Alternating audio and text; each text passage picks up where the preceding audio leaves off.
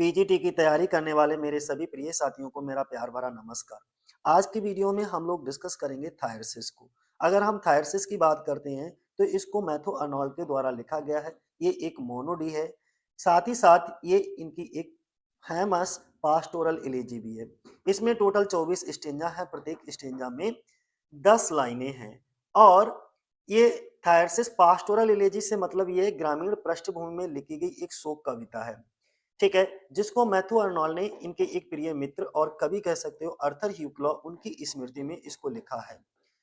अब अर्थर ह्यू क्लॉ की मृत्यु कब हो गई थी? 13 नवंबर 1861 को फ्लोरेंस इटली में हुई थी। लेकिन ये कविता उनके मृत्यु 61 में, लेकिन ये कविता कब लिखी गई, कब प्रकाशित हुई? तो 1866 में।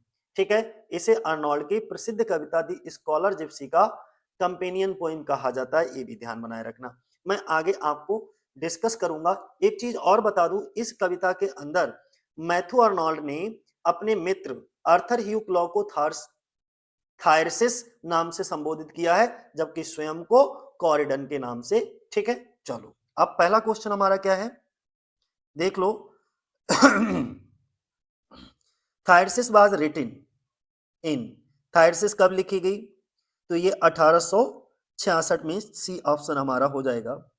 थायरसिस इज आ, थायरसिस है क्या है? एक पास्टोरल इलेजी है, सी ऑप्शन हो जाएगा हमारा। दी पोइम कमोमरेट्स, ये जो पोइम है वो श्रद्धांजलि अर्पित करती है, किसकी यादों में लिखा गया, किसकी स्मृति में? तो किसकी यादों में? Arthur Hugh Clough, C option.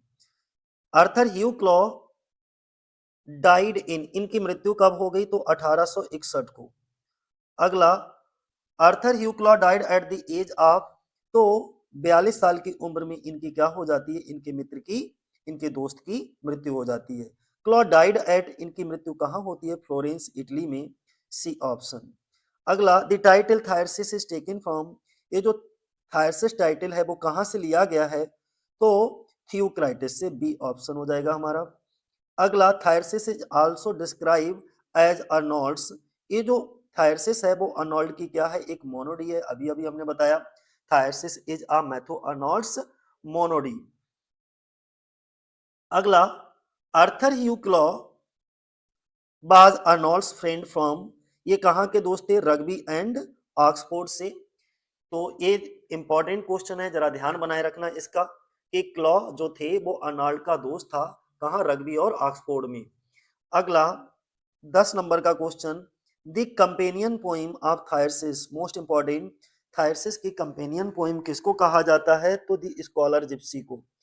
अगला, थायरसिस वाज पब्लिश्ड इन अप्रैल 1866 इन, बोला गया है थायरसिस को अप्रैल 1866 में पब्लिश कराया गया, कौन सी मैगजीन में? तो मैकमिलन मैगजीन, बी ऑप्शन हो जाएगा, मैकमिलन मैगजीन। 12 नंबर का क्वेश्चन हमारा, the poem was later included in, कविता बाद में किसमें शामिल, कविता को बाद में किसमें शामिल किया गया? तो न्यू पोइम्स 1867 का जो कलेक्शन आया था उसमें शामिल किया गया। अगला, इन दी पोइम थायरसिस रिप्रेजेंट, पोइम में थायरसिस रिप्रेजेंट करता है, यानी कि थायरसिस नाम से इस पोइम में किसको बताया गया? आर्थर ह्यू क्लॉ को, बी ऑप्शन हो जाएगा हमारा। अगला, कोरिडन इन दी पोइम रिप्रेजेंट, और जो कोरिडॉन है वो किसको रिप्रेजेंट करता है? तो स्वयं किसको? अर्नोल्ड को, मैथ्यू अर्नोल्ड को, सी ऑप्शन हो जाएगा। 15 नंबर का question, Matthew Arnold read those idols before composing the poems, Matthew Arnold ने कविता लिखने से पहले किसके आइडल्स पढ़े? तो थियोक्राइटिस, कौन? थियोक्रेटिस।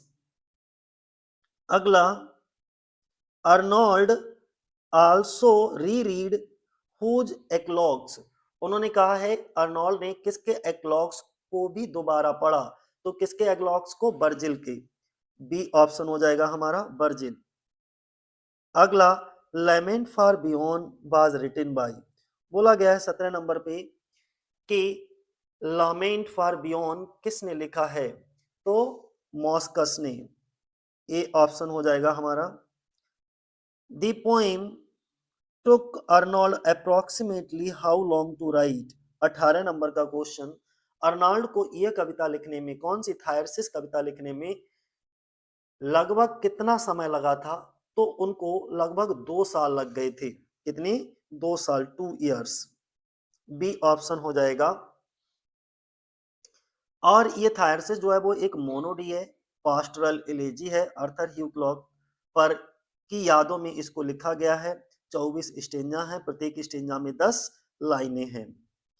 अगला, the central tone of the poem, इस पोइम की सेंट्रल टोन क्या है?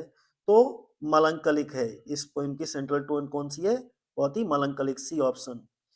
अगला, भाई faintest thou I wonder till I died express, बोला गया है कि तुम क्यों बेहोश हो, मैं मरने तक भटकता रहा बताता है। अर्थात तुम क्यों बेहोश होते मतलब तुम क्यों मर गए और मैं मरने तक भटकता रहा, मतलब हिम्मत को बताता है, इनकैरेजमेंट को। ये लाइन इनकैरेजमेंट को एक्सप्रेस करती है। अगला, अच्छा 20 नंबर का एक्सप्लेनेशन भी देख लो, साथ ही साथ बताता ही चलूं। बोला है, भाई faintest thou I wonder till I dead का मतलब क्या हुआ? तुम क्यों निराश हो रहे हो, यानी कि आर्थर ह्यू क्लॉ की आत्मा जैसे कह रही हो मैं तो भटकता भटकता मर गया। ठीक है। अगला, तो इसमें क्या नजर आ रहा है? इंकरेजमेंट नजर आ रहे हैं। ठीक है। अगला दूसरा क्वेश्चन है, मोस्ट इंपॉर्टेंट है। क्या कहा गया? Room on the light be sought the shining still suggest. Roam means भी क्या होता है? रोमिंग, भटकना ही तो होता है। भटकते रहो, संघर्ष करते रहो, मतलब ये जिस सत्य आदर्श के प्रकाश को हम खोज रहे हैं वह अब भी चमक रहा है, मतलब वह अब भी चमक रहा है। इससे क्या पता लग रहा है? होप, सी ऑप्शन हो जाएगा। 22 नंबर का क्वेश्चन देखो, क्या according to the poem who concord Thyrsis, यानी कि पोइम के अनुसार हु कनकॉर्ड थायरिस्ट, तो टाइम, सी ऑप्शन हो जाएगा हमारा। तो थायरसिस को किसने जीता? टाइम ने। अगला क्वेश्चन क्या है? आफ्टर थायरसिस डेथ कॉर्डन फील्स, कॉर्डन कौन है? किसके लिए कॉर्डन वर्ड यूज किया गया है? आपको कमेंट करके बताना है मुझे। और थायरसिस किसके लिए यूज किया गया ये भी आपको कमेंट करना है, दोनों ही शब्द। ठीक है। अब क्वेश्चन पर हम आते हैं 23 नंबर के। थायरसिस की मौत के बाद कॉर्डन को लगता है, कैसा लगता है? कि वो बिल्कुल अकेला रह गया है, उसका दोस्त उसको छोड़ करके चला गया, कॉर्डन को लगता है। ठीक है, तो सी ऑप्शन हो जाएगा हमारा। अगला 24 नंबर का क्वेश्चन देखो क्या है? For time not cordon had concord the emphasises. अब देखो इसमें क्या कहा गया है, 24 नंबर के क्वेश्चन को बड़ा ध्यान से समझ लेना कि तुम्हें किसी प्रतिद्वंदी, यानी कि कॉर्डन स्वयं अर्नोल्ड है ने नहीं, बल्कि टाइम ने हराया है।